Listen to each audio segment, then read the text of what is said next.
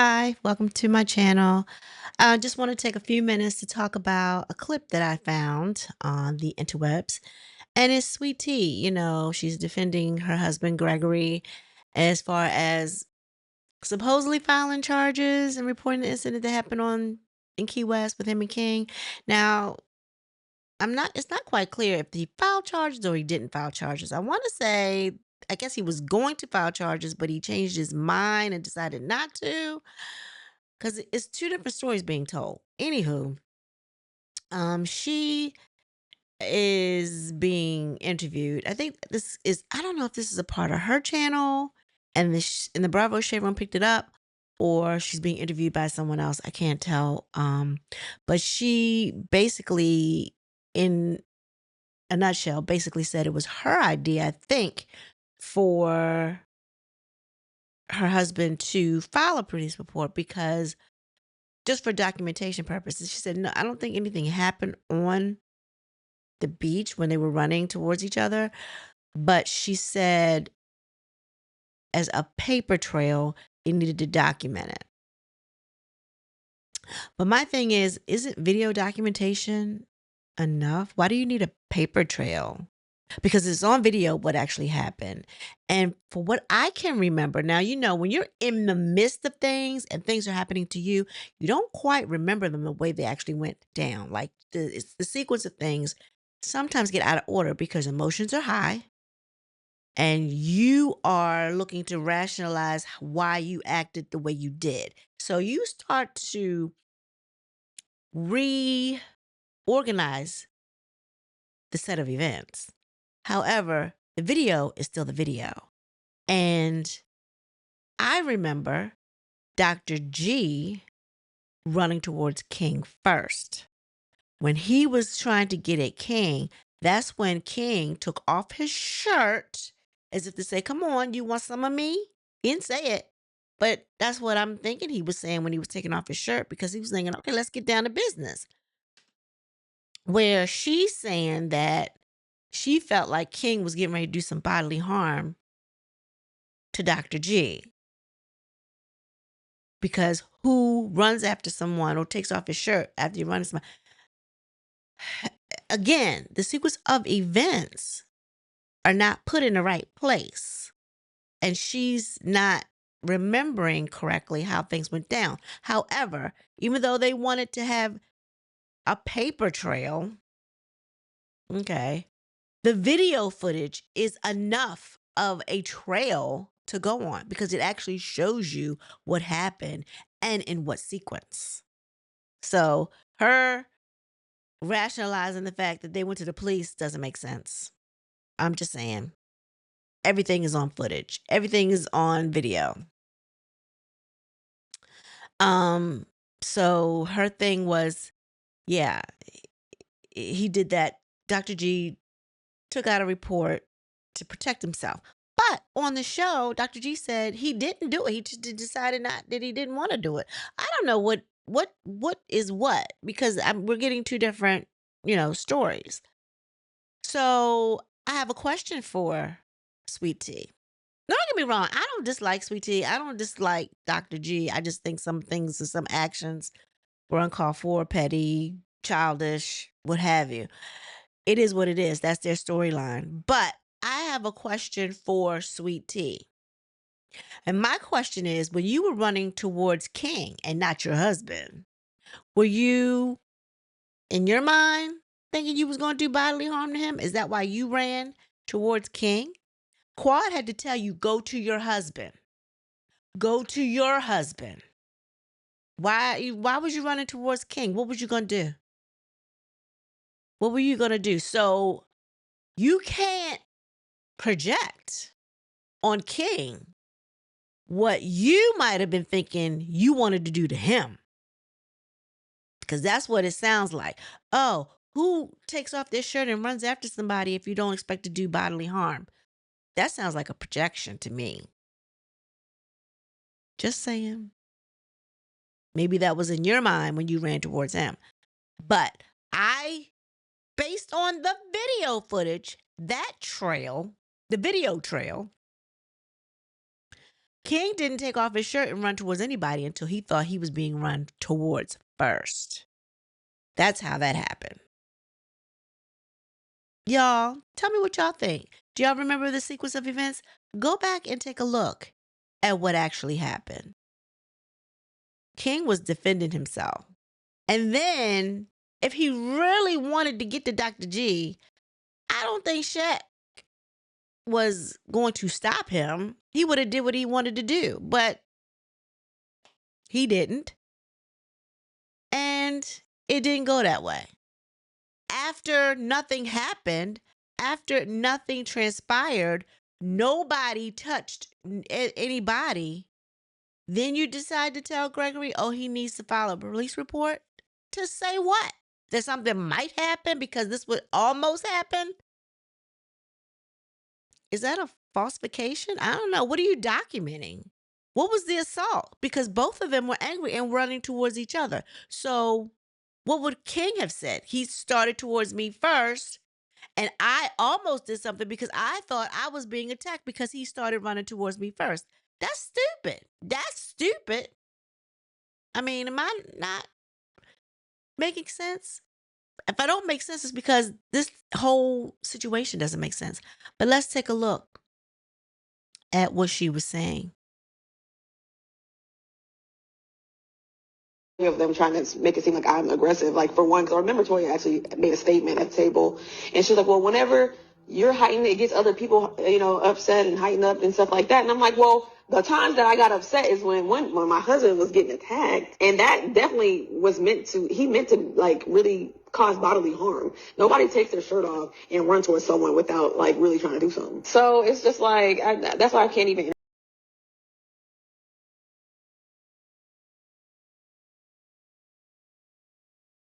Now, see what she said there? The only time I got upset and was worked up is when King was running towards my husband. And that's when she was running towards him. Nobody takes their shirt off and runs towards somebody unless they think they're going to do bodily harm. That was a projection. That was a projection. Let's continue. I can't even entertain the ignorant.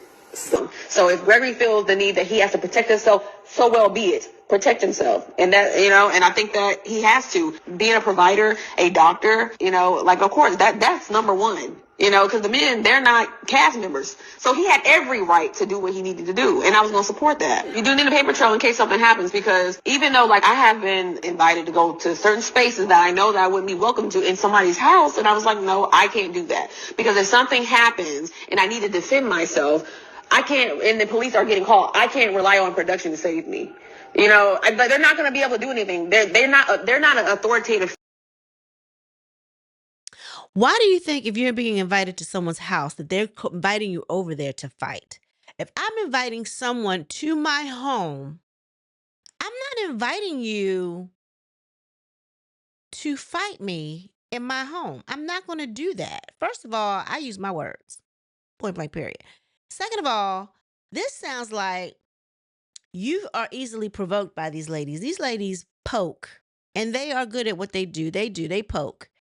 And if you can't maintain your composure, even though they're poking, this crowd ain't for you. This group of ladies are not for you. Plus, they're a lot older. They're a little bit more seasoned. They know. They've been in this reality TV world for a minute. You're new to things. She was like, who's going to protect you? Protect you from what? These are grown women. They're not going to come at you swinging if they're inviting you to their home. They might say some things that you don't like just for the cameras. They're going to do that. If you can't maintain your composure and you feel like you need to haul off and swing, then no, maybe you need to stay out of those spaces. But that's not the reason why they're inviting you. That sounds like you can't control yourself. That's what that sounds like to me. My opinion. Let's continue. figure over the police.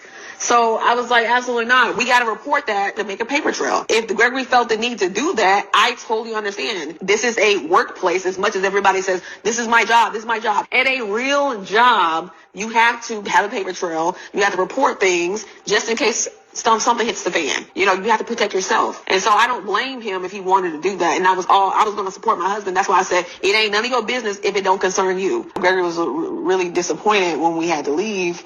But like, and everybody keeps on talking about us pressing charges. Like, you know, it was a conversation that Gregory had, but charges were never pressed. They never were pressed. Like, it was just.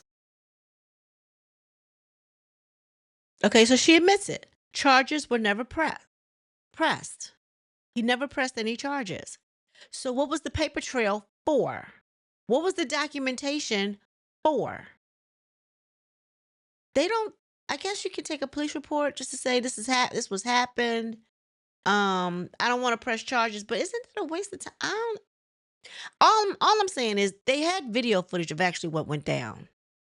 If he wanted to press charges at a later date, he could have, because he could say, this is what happened. This was the date of onset. This is what happened. This is what, what happened when.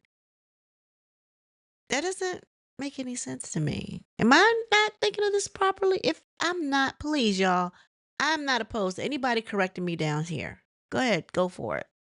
Let's move on. Super annoying that they kept running with that. And I think that really kind of bothered me because I had disclosed this about what happened on the trip. You know, that I was worried about the situation because I'm like, for one, nobody's holding that guy's girlfriend accountable for anything. And, I felt like that guy was very ignorant the way he came at Gregory because one, you were there the night before unless you were just sloppy drunk. You were just doing what you would do as an employee. Yeah, as an employee, yes. Like this. So what is she saying? Because he was there the night before when Greg said those things to Quad, he shouldn't have had a response the next day. Like, okay, it was probably a lot of things going on. It's a lot of things that he may not have caught. Maybe he didn't hear it or whatever that was, he said that he felt like was disrespectful to Quad. Now all of a sudden, because he was there the night before and you think he should have heard it because you heard it because you were sitting right next to Greg, that you think he was sitting in front of you. Okay, Greg was talking, but he didn't know who Greg was talking to. You did because you were sitting right next to him. But because he was there the night before and heard the stuff that you think he should have heard it, he shouldn't have had anything to say the next day about it? Girl.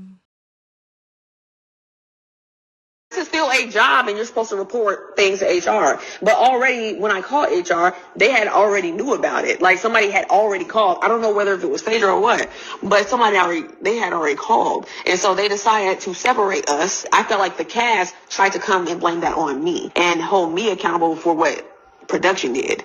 And I didn't like that. And so that's what I was just kind of like, okay, this is stupid. I felt like because we can't break the fourth wall. We just gotta, that's why it's not making sense. We can't break the fourth wall. And so that's when people are looking at like, well, why are they trying to blame, things on, Gregory and T? So what did you hear happened, the reasoning behind the pause on the two couples filming together? Right. And that's the crazy part because off camera, the production team or the HR people, whoever that is, they decided like, okay, these people can't be around each other right now. And so we're going to have to separate them. What do they want you to take accountability? Okay, so she's saying it was production that said that they couldn't be around each other. Even though Toya was basically like, your time is up. Only like Toya only gave them an hour.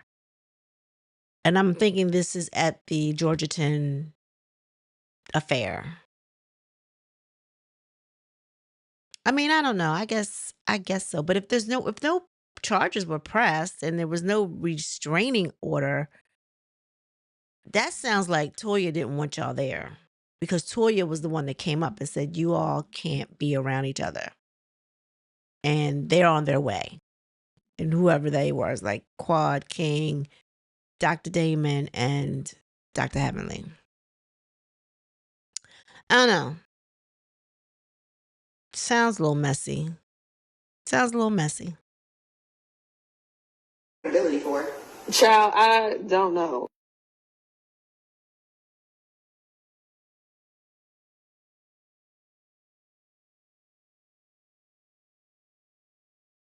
So basically, I don't know. What do you think? Do you think Sweet Tea and Dr. G will be back? As long as Quad is on the show and King is on the show, they may not be back. But now it seems like all this stuff is being dug up. It just so happens that now all of a sudden we know that Quad's man is involved in a lawsuit that has to do with his business. Not to say that he actually did it himself. He is partnered with other people in this business. So, his story is starting to get out there. It was only a matter of time. But I feel like between the bloggers that don't care for Quad too much and Dr. G and whoever else in production that may not care for Quad too much, somebody was going to come up with something. It was only a matter of time. And I think Dr. Heavenly was like, I hope, he ain't got nothing out there. I hope, Quad did her, background investigation and all this other kind of stuff. But I honestly think this stuff that's going on with his company, because if you haven't heard, supposedly, he owns this exotic car rental company, where he rents out like the Rolls Royces, the Bentleys, and all that kind of stuff, right? And supposedly somebody who was already leasing a Rolls Royce evidently leased it or gave it to this company, King's company, to lease out, for some astronomical amount, I guess to help make the payments on it. Anyway, the car came up stolen. Supposedly, whoever they rented it to got, buku drunk one night, left the keys in the car with the door open, and they took the car. And supposedly the GPS on the car has been turned off. So they don't know where the car is. And I think the car might have been gray, but now it's white. They're thinking that the car that he gifted Quad, they think the car that he gifted Quad on the show is the missing Rolls Royce. I don't know, because it was a Culligan that got they came up missing. They got stolen. And this has been happening since, I think this lawsuit has been in place since 2023. And I don't know, it doesn't look good, but it's not. I don't know what the outcome is. It's still ongoing, I guess. But I guess the Rolls-Royce company is suing the person that actually took the actual lease out on the car, or is it Rolls-Royce that's coming after both that person as well as the company that they gave it to lease out, plus the person that leased the car that now all of a sudden it's stolen? Like, how does that even happen? It sounds so convoluted, it doesn't even make sense. So it's too crazy to even believe that that actually happened. But anyway, so all of a sudden now this stuff is coming out about King, because we have to taint him some kind of way in order for him to fit in on the show, right? Anyway, y'all, please leave your comments down below. Tell me what you think. Tell me what you think about Sweet Tea. She is ride or die for her husband. He's her provider. She wasn't gonna let nothing happen to him. And rightly so. I get it, but don't project. That's all I'm saying. Especially and then when and in the heat of the moment, things do in your mind when you try to replay them. The sequence don't always match up because you focused on one certain thing. But it is what it is. Anywho, y'all, please like, share, subscribe. Let me know what you think. And with that being said, everyone be blessed. Peace.